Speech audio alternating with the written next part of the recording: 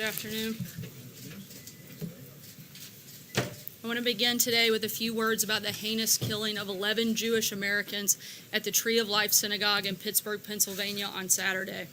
As you know, the shooter is in custody and the FBI is on the scene leading the investigation with the support of state and local law enforcement. This atrocity was a chilling act of mass murder, it was an act of hatred, and above all, it was an act of evil. Anti-Semitism is a plague to humanity, and it is responsible for many of the worst horrors in human history. We all have a duty to confront anti-Semitism in all its forms and everywhere and anywhere it appears. The American people reject hatred, bigotry, prejudice, and violence. We are a nation that believes in religious liberty, tolerance, and respect.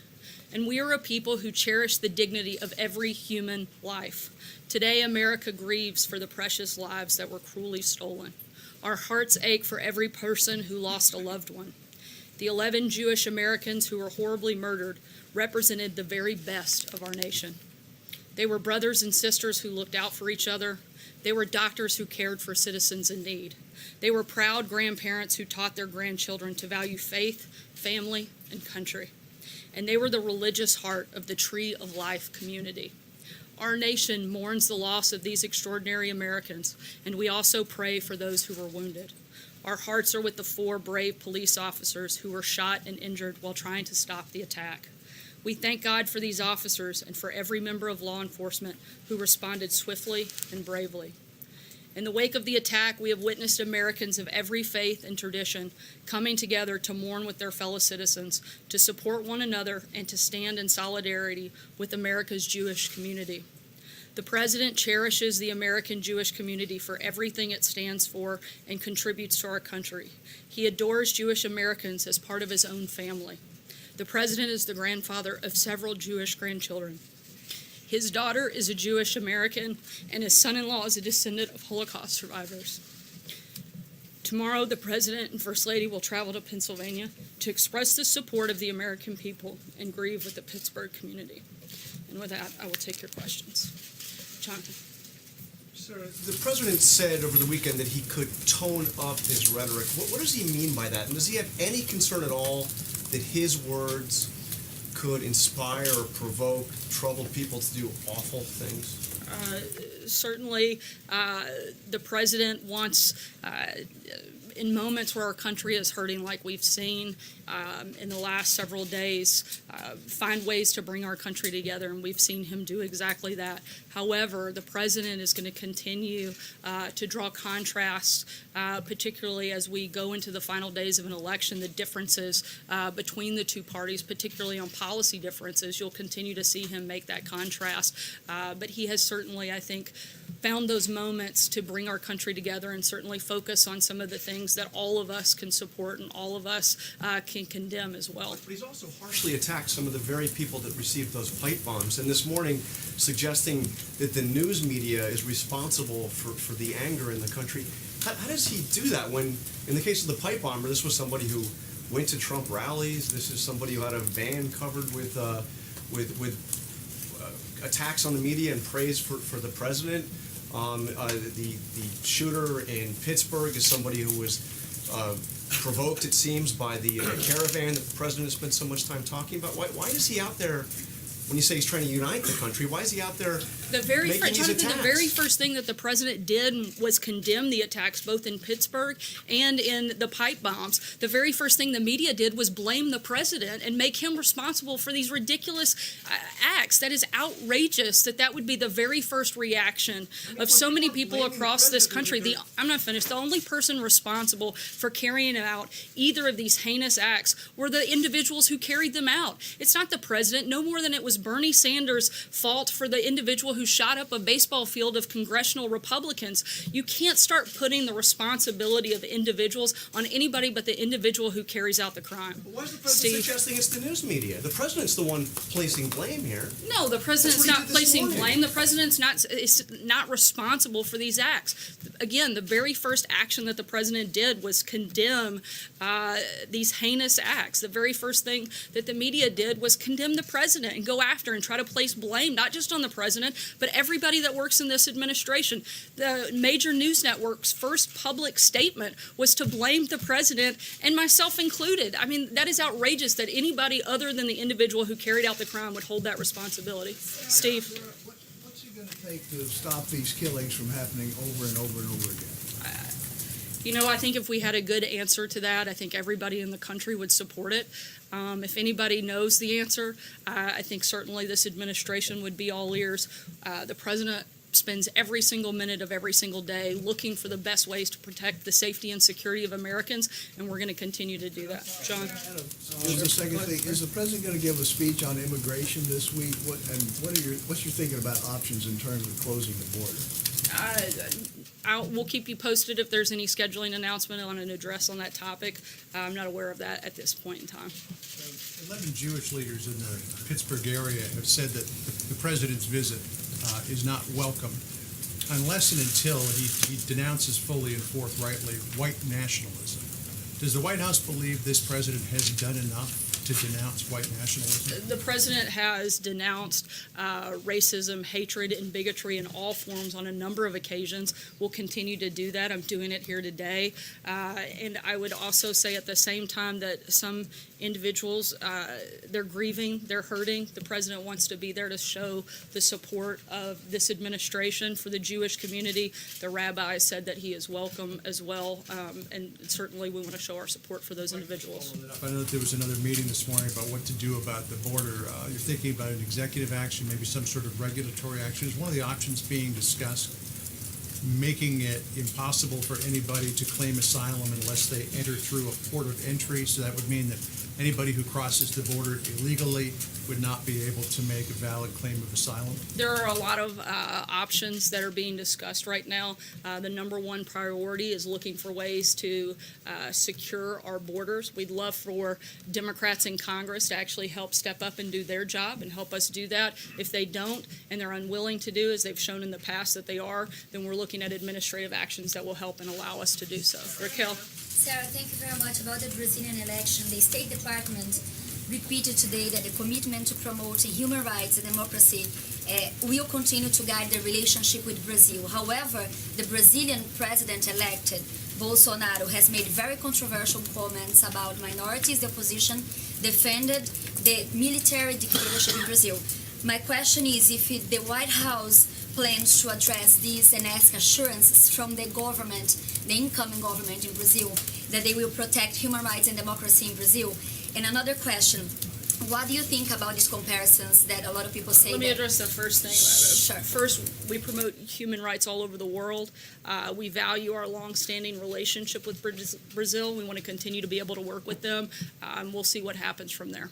Sarah, can I just... Okay, so what do you think about these comparisons? A lot of people are calling Bolsonaro the Trump of the tropics. And if President Trump plans to invite Bolsonaro to the White House, or if he has any plans to go to Brazil anytime soon, maybe attend Bolsonaro's inauguration. There's only one Donald Trump, in my opinion. Stephen, go ahead. I'd like to follow up on John's question about the caravan. The president has used the word invasion to describe this caravan. That's the same word that is mentioned in the Constitution 3 times, invasion, with respect to the powers of the federal government to repel invasion. So my question is have there been any discussions here with respect to that, about the fact that the Constitution provides for example, the suspension of habeas corpus if to repel an invasion, if the public safety requires it? Is the president talking about potentially ignoring posse comitatus by having the military go down? There's a provision in the law that allows for a constitutional exemption. Is that in any way under consideration? We're looking at a number of different options. I know that the Department of Defense is holding a press conference this afternoon at 4 o'clock to talk about some of the actions that they'll be taking. I would encourage you to tune into that. John? That's not a note of my question. It has not been ruled out. Those are options on the table? Look, I'm not going to get into specific policies that we're considering. There's a number of actions that we're looking at taking. When we're ready to make an announcement on that front, we'll let you know. John? Thanks a lot, Sarah. The midterms are 8 days from today, and we often get from both parties what the midterms actually mean the day after the election. So I wanted to ask you what the midterms mean before the election. The president on October the 18th in Mississippi said, I'm not on the ticket, but I am on the ticket because this is also a referendum on me. Is that right? Is this midterm election a referendum on the president? Look, I can't get into specifics that will impact the election, but I can tell you that the president wants to see more people that support his policies elected than not. Phil. Sarah, it's now been 4 weeks since Jamal Khashoggi was murdered inside the Saudi consulate in Istanbul. The president said early on that if the Saudis are found responsible, there would be severe punishment. That's his word. It's now obvious to the world that Khashoggi was murdered. It was premeditated. It was by the Saudis. Why has there been no action? Look, the president met last week with CIA Director Gina Haspel after having gathered additional intelligence on her overseas trip, and the administration is weighing different options and will make an announcement about what the decision of that action is. Is he considering any actual action? Like I just said, the administration is considering what action we'll take moving forward based on that information and the briefing that the president received last week. Jill. I want to go back to the tone question, because the president said he was planning to tone down his rhetoric this week. But at his rallies, since the suspicious packages began being mailed, the president has called out Maxine Waters by name at his rallies. He's stood there as his supporters chant "Lock her up" in reference to Hillary Clinton, who he continues to call crooked Hillary Clinton. Will the president stop using that kind of language in light of the fact that these individuals were targeted by his attack? The president's going to continue to draw contrast. Let's not forget that these same Democrats have repeatedly attacked the president, whether it was Eric Holder saying kick them when they're down, whether it was Hillary Clinton saying you can't be civil until Democrats have control of Congress, or whether it was Maxine Waters who encouraged her supporters to get up, not just in the president's face, but all administration officials' faces. Those actions are from those Democrats. The president's going to continue to fight back when these individuals not only attack him, but attack members of his administration and supporters of his administration. John? Sorry, go ahead. Follow up on something else. Why does the president feel like it's necessary to send active duty troops to the border when he's already sent National Guardsmen down there who are doing the exact same job as the active duty troops would be able to do? The president's number one job and number one priority is to protect the safety and security of Americans, and he's going to do what he deems necessary in order to do that. For specifics regarding that, I'd encourage you to tune into the press conference this afternoon. John? Thank you, Sarah. Two brief questions. The first, a follow-up about the question on Brazil. Up until a few months ago, you used to give us readouts of the president's calls with world leaders, including congratulatory calls to newly elected leaders, such as President Macron, Chancellor Merkel. Did the president, or does the president plan to make a call to President-elect Bolsonaro? He did, and he spoke with him last night. I actually sent a note to the White House press pool. If you didn't receive that, I'll make sure you do after the briefing's over. Sorry. Sarah, is this, with the election 8 days away, some Republicans, such as Mr. Hugan, the nominee for the Senate in New Jersey, do not mention the president at all, do not invoke his name or image. Others, such as Mr. DeWine, running for governor of Ohio, have him in brochures and pictures. Is the president aware that some candidates run against him, and is this going to enter into his decision where to go in the final days? That's a decision for individual candidates to make. I think the president has an incredible story to tell. He's had a historic first 2 years, a number of successes that I think any Republican running for office should be proud of. Jim? Sir, yeah, I wanted to ask you, David Lappin, who was spokesperson over DHS under General Kelly, Chief of Staff Kelly, a former Marine, Pentagon, tweeted this morning, I dealt with the news media nearly every day. I know quite a bit about the press and know this. They are not the enemy of the American people. Shouldn't you reserve the term enemy for people who are actually the enemy of the United States rather than journalists? The president's not referencing all media. He's talking about the growing amount of fake news that exists in the country, and the president's calling that out. May I ask a follow-up? Sure. May I ask a follow-up, please? Go ahead, Jim. Since you mentioned that, the president said this morning the fake news media, the true enemy of the people, must stop the open and obvious hostility and report the news accurately and fairly. Could you state for the record which outlets that you and the president regard as the enemy of the people? I'm not going to walk through a list, but I think those individuals probably know who they are. Would that include my outlet, which received the bomb I don't think last it's week? necessarily specific to a general, broad generalization of a full outlet at times. I think there's individuals that the president would be referencing. Jordan. So you're not going to state for the record then, I mean, if the president is going to say the fake news media are the enemy of the people, and if you're going to stand there and continue to say that there are some journalists, some news outlets in this country that meet that characterization, shouldn't you have the guts, Sarah, to state which outlets, which journalists are the enemy of the people? Well, I think it's irresponsible of a news organization like yours to blame responsibility of a pipe bomb that was not sent by the president, not just blame the president, but blame members of his administration for those heinous acts. I think that is outrageous, and I think it's irresponsible. Jordan, go ahead. Sarah, we didn't say that the Jim, president... I've given you 3 questions. Jordan, go ahead. Thanks, Sarah. The president has talked multiple times about how the Republican lawmakers are going to protect pre-existing conditions if they keep control of Congress. But the administration is supporting a lawsuit that would undercut those protections under Obamacare and taken a couple of regulatory actions to that effect as well. So how do you square those two stances? And what's the plan, the Republican plan for protecting the The president's health care plan that he's laid out covers pre-existing conditions. The president wants to lower premiums to make health care more affordable. Nobody will be charged higher premiums if they keep their coverage, and nobody will be denied coverage under the president. Emerald? Thank you, Sarah. On Chancellor Merkel's announcement that she'll be stepping down as party leader and won't seek to rerun as chancellor, what is the reaction from the administration, and how does that affect the relationship with Germany going forward? We're aware of the announcement, and this is an internal matter for Chancellor and the German people. We're going to continue to work with the Chancellor and continue to develop that relationship. Blake? Sarah, why did the president Blake, call go ahead. Andrew Gillum a thief? Why did the president, in his tweet, call Andrew Gillum a thief? April, I'll come back to you. Blake, go ahead. Sarah, thank you. Before you walked out here, just a handful of minutes before you walked out, there was a report that said, should the meeting between President Trump and President Xi of China not go well in terms of easing the trade war, the trade tensions, then at that point the U.S. would go forth with the $257 billion in tariffs. Is that indeed the timetable that the administration is working with here?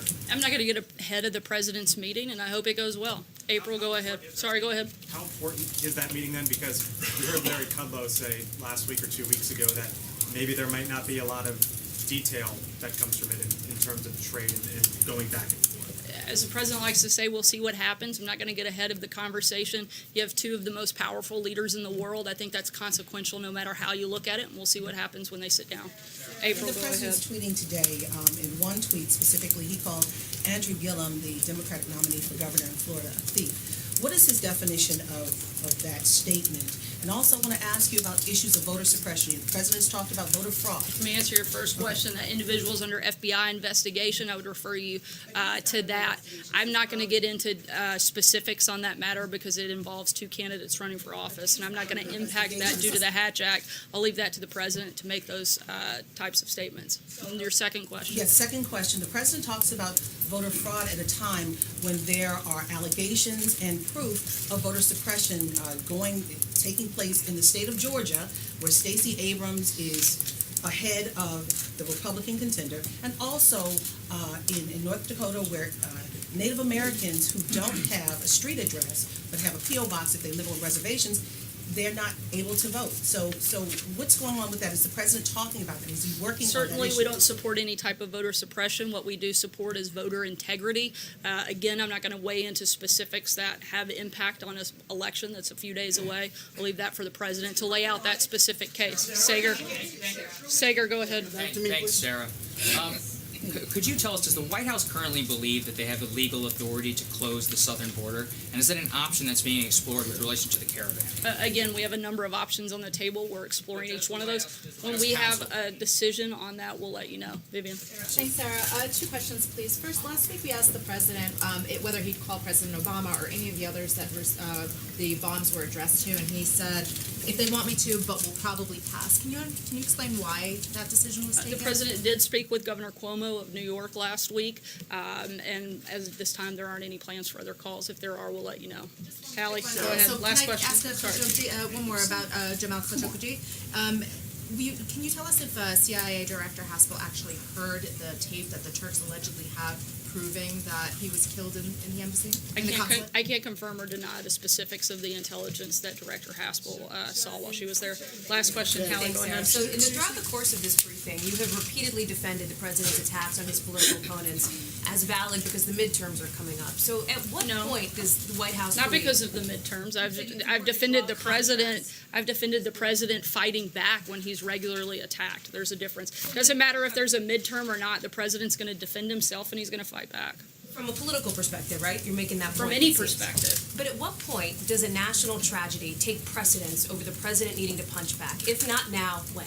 I think you saw the president do exactly that in the wake of a national tragedy, not just this week, but every time our country has experienced the type of heartache and pain that we have over the last week. This is a president who's risen to that occasion and worked to bring our country together in a number of occasions, whether it's the hurricanes, whether it's the Las Vegas shooting, whether it was the Pittsburgh shooting, all horrible, horrible tragedies that this country has experienced. And this president has come out, condemned the attacks when it is caused by an individual, and tried to look for ways to provide and bring the country together when it was a natural disaster. Both he and you have also acknowledged that in the next breath, after he calls for unity, he does talk about division in what you describe as drawing contrast. Is he incapable of, in the words of some, toning it down and toning down the rhetoric?